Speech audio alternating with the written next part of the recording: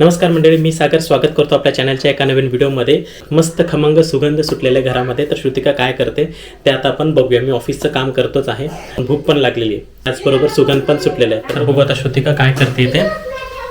मी आज घरामध्ये मस्त खुशखुशीत खमंग सुगंध सुटलेला आहे, कारण की आज श्रुतिका बनवते मस्त गरमागरम वडे.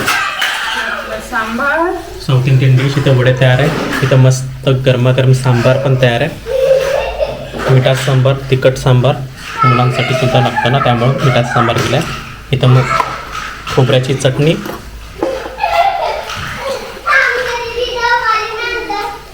तर श्रुतिका आता तू वाढते, मी टेस्ट करून बघतो. तसं मी नुसतं खाऊन बघतोय, तो उत्तम झालेला आहे. आता चटणीसोबत सांबारसोबत कसं लागतंय ते बघूया. चला,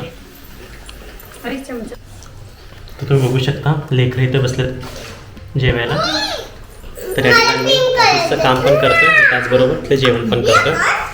अतिशय उत्तम असा वडा झालेला आहे. प्रत्येकाने प्लॅन केलेला आहे की साऊथ इंडियन डिश बनवायचा स्पेशल, म्हणजे तो म्हणजे मेदूवडा सांबार चटणी.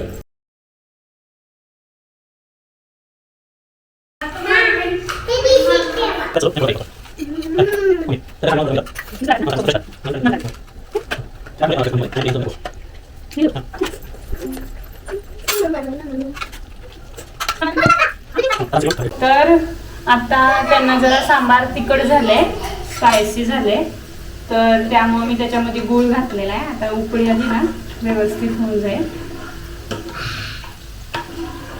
तर आज आपण बनवलेले साऊथ इंडियन डिश.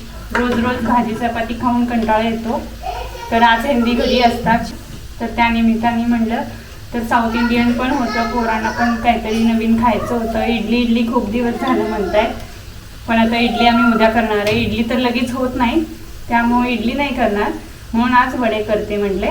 मग आपण उद्या इडली करूया.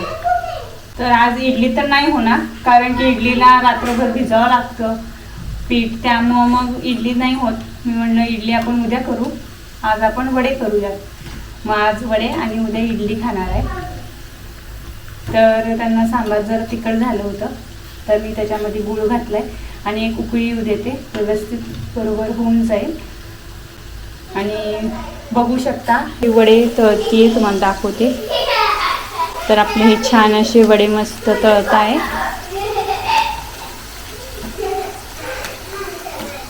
आणि मस्त असे खुसखुशीत झालेले आहेत.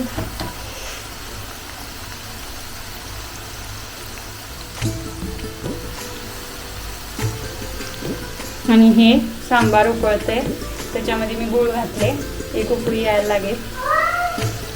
आणि इकडं आहे हेल्दी, जे ऑफिसचं काम करत करत मेंदू वडा खात आहे, वडा चटणी सांबार खात आहे.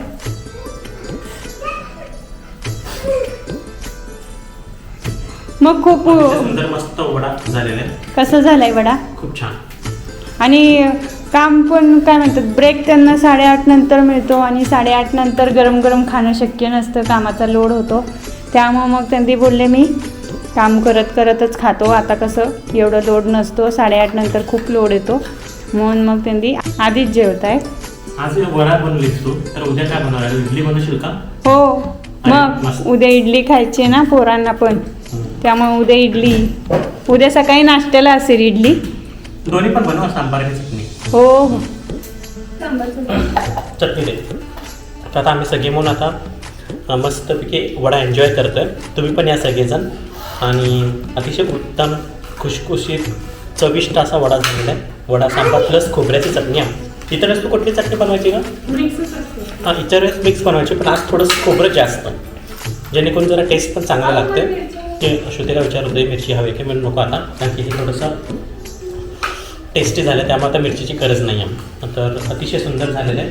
तर डिशमध्ये पण आपण खाऊ शकतो. आणि त्याचबरोबर असं हा बाऊलमध्ये मी घेतलेलं आहे श्रुतिकाकडनं. मला असं बाऊलमध्ये खायला आवडतं आहे, त्याच्यामुळे श्रुतिकाला म्हणलं मला ताट नको.